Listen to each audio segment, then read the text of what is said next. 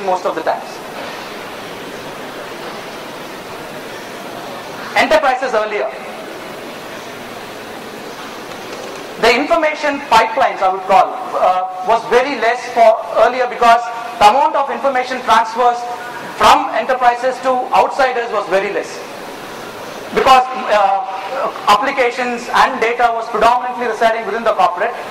But because of the changing work environment, because of enterprises needing to adopt Web 2.0 and also having Employee 2.0 or the roaming workforce, it becomes it makes or mandates enterprises to have various information pipelines outside the organization, and there is lots of information transfer happening between organizations to various other parties like customers, supply partners, etc.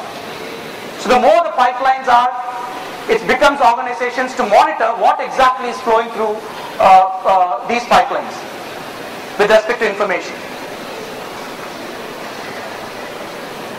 So attackers have realized this. The threat landscape has also considerably changed. The reason being, they feel that data is no more residing within the organization.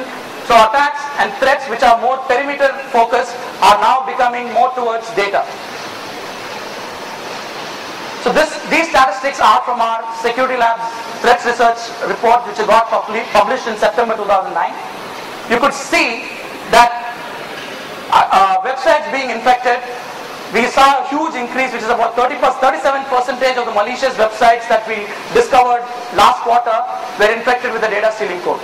So every day our Security Labs identifies about 120 plus new malicious websites. In that, 37% of them was infected with the data stealing code. Emails, if you take emails, we don't see many emails infected with viruses now. Mostly we see a URL associated with it. And I'm sure you would have heard about the latest phishing scam which happened to Hotmail, where they have lost close to about 10,000 user credentials, Hotmail user credentials, because of the phishing scam. So all these threats, or the threat landscape, is focusing more towards data that the organization has, and most of us are using technologies and having policies which are infrastructure security centric. So we feel that because of this changing workspace, it's imperative for organizations to consider a data-centric security strategy. And for that to happen, for organizations to implement essential information protection, we feel, and we and other analysts feel, it's very important to follow a standard approach to ensure that this project gets successfully rolled out within the organization. So we'll start off with the first phase, the information and risk identification. We have seen some customers trying to protect every information that they have, and few customers think classification of data is absolutely imperative for them before even protecting sensitive information for them. And unfortunately, because of this approach, we have seen customers failing in executing these projects, and still some of the customers are going and deploying these projects, trying to classify data that they have within the organization. What we recommend is, it's very important to scope the project right, wherein we feel it's important to focus on critical business units. We go by 5 to 95 ratio. Some of the largest deployments that we did, we found that the essential information that the organization had was only about 5% of the total information. But if there was an information protection strategy designed to protect this information, it actually addressed more than 90% of the risk that they can have because of information leaks. So it's very important to scope the project right, focus on critical business units and important information that the organization has within each business unit. It also is very important to set certain responsibility matrix. I'm sure you would agree that for such a business tool, to get the right information that needs to be protected, we need to involve business owners. So we recommend at least 3 responsibilities to be set before rolling out an essential information protection project. 1, the responsibility of letting IT or security know what needs to be protected lies with the business unit owners, because they are the ones who are going to best judge, or they are the ones who probably would know about the important information that they have within the business units. 2, the responsibility of determining the life cycle of an information again lies with the business unit owners. To give an example, an organization comes out with a marketing strategy document, which is very sensitive now, but once that strategy becomes public, it need not be protected anymore. So the moment the information transforms from private to public, that information should not be protected and should not be part of the essential information protection strategy for customers. And third and most important thing is incident management of this, which I'll discuss in the fifth module, which we're going to cover later. So once the essential information is identified, no organization actually goes and protects this information from getting leaked out. The reason being, they would first like to discover, or we recommend organizations to actually go and discover where is the sensitive information residing within the organization. What are the probable points of leaks for this essential information to go outside the organization? Basically get an information inventory. And two, it's very important to monitor what all channels and business processes allow this information to go out. I'll just give an example that we, a real-time case study or an example that we observed in one of the assessments that we did. So during the deployment, we found lots and lots of sensitive information being uploaded to webmail from a specific business unit. We found this pattern to be repeating for about a week. The CSO was intimated about it. So after a week, the CSO thought they probably have to have a discussion with the business unit head and why this is happening.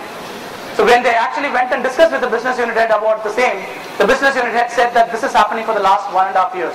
And the reason for this is they have asked the management to increase their staff strength, which didn't happen.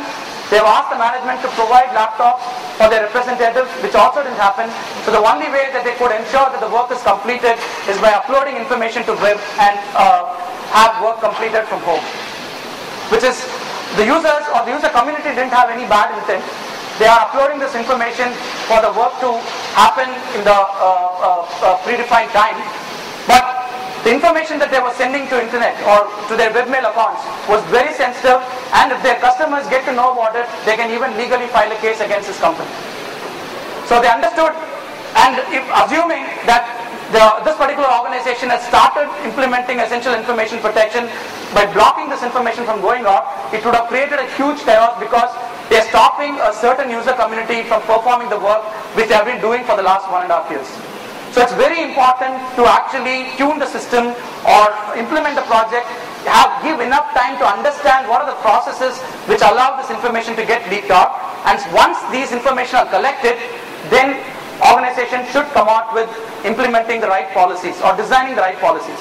Again, we would recommend that these policies have to be implemented along with an approval provided by the business unit heads. The reason being, I'll take the same example. So the policy that the organization decided was, the security team now told the business unit head that they will increase their staff strength by 15% and they will provide an X number of laptops to their representatives.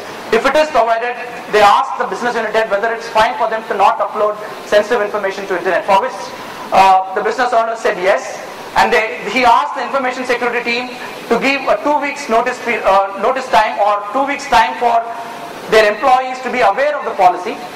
And so they said, start notifying the representative and the representative's manager whenever a violation happens, and after 2 weeks, please go ahead and block it.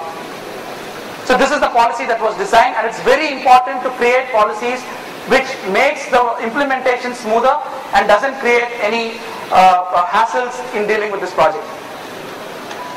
And then the policy got enforced. So as it was discussed, every time a user sends information outside, for the first 2 weeks, the representative and his immediate boss was notified, and after two weeks it got blocked. And finally comes in management and reporting. We feel that this is the most critical part when it comes to essential information protection. The reason being, unlike other security technologies where IT or security by just looking at incidents will be able to decide the nature of the incident, it is impossible for an IT administrator or a security administrator to understand the context of the information leak and block it and decide the nature of the incident. To give an example, assume an IT person sees a marketing information going out to a particular website. That person will not be able to judge whether it's a private information, whether it's a secure information which should not leave the organization, or it's something that's public, because he doesn't understand the nature of the information that goes out or gets leaked outside the organization. So it's very important for business unit heads to nominate a person to deal with incident management for various